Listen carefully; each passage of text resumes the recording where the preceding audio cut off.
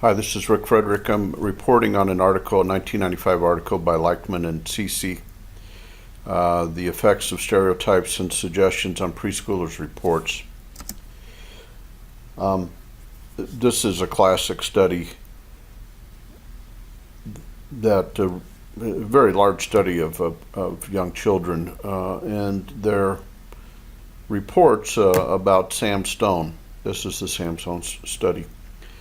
You have four groups of children who all witnessed an event in which Sam Stone came to school and essentially did nothing. What the children later reported about him differed based on whether they had been given a stereotype about Sam Stone, whether they had been questioned in a suggestive way, or whether they were in both those conditions.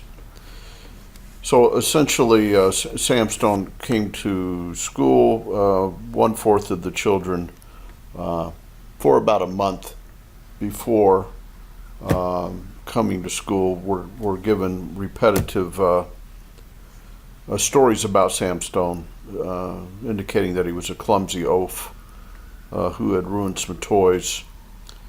Other children were suggestively questioned. 3/4, or I guess just 1/2 of the children were suggestively questioned after, and then of course 1/4 of the students saw Sam Stone and had no suggestions or stereotypes provided to them. So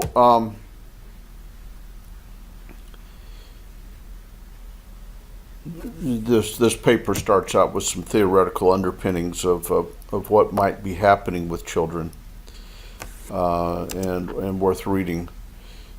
What's important here is that in forensic child interviewing, at the time, 95, this article was written, children on average had been subjected to 4 to 11 interviews on average to ask about allegations of childhood sexual abuse, and experienced numerous other questionings.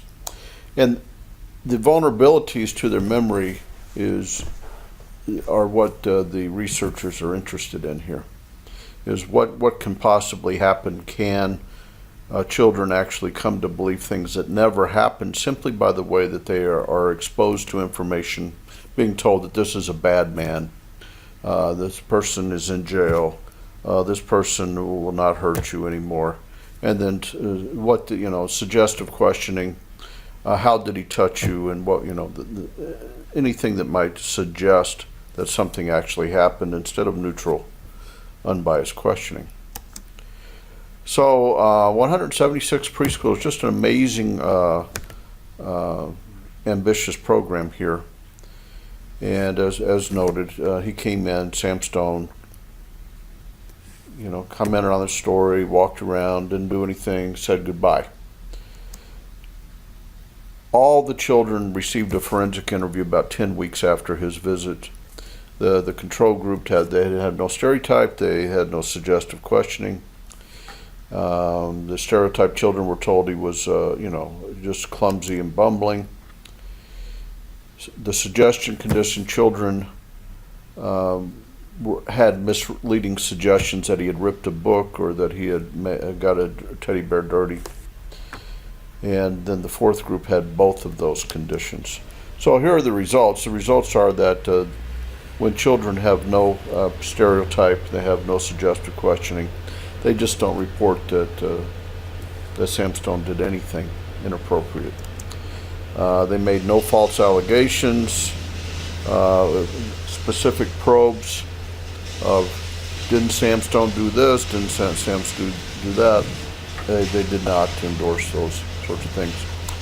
When you look at the stereotype group, at least 40% of the youngest children, the 3 to 4-year-olds, had significant number of errors in what they reported about Sam Stone.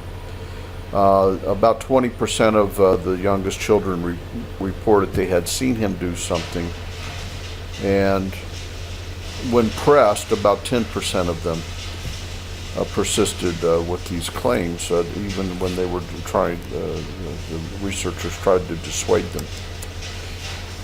Okay, so like the control group, none of the stereotyped children claimed in their free narrative that they saw Sam Stone do something, but they were vulnerable to the questioning that came afterwards. Now, in the suggestion group, no stereotypes, just suggestive questioning after Sam Stone's visit.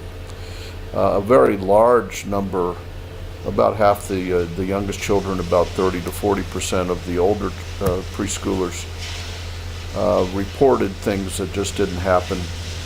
And then even claimed about 30 to 40% of the youngest children claimed to have seen Sam Stone tear a page out of the book or get a teddy bear dirty.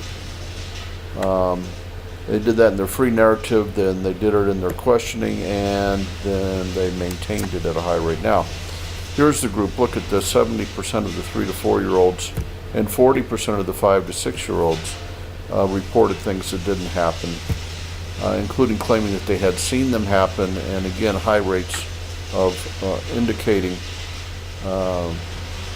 persisting with their story even when somebody said, well, you didn't really see him do that, did you? Now, the last part of this article is interesting for its use of videotapes of children who told stories about what Sam Stone had done, shown to professionals who could not tell the difference between children who told rather fantastic stories about Sam Stone and children who said that nothing happened. They couldn't figure out what really happened. A classic article, well worth reading. Thank you very much.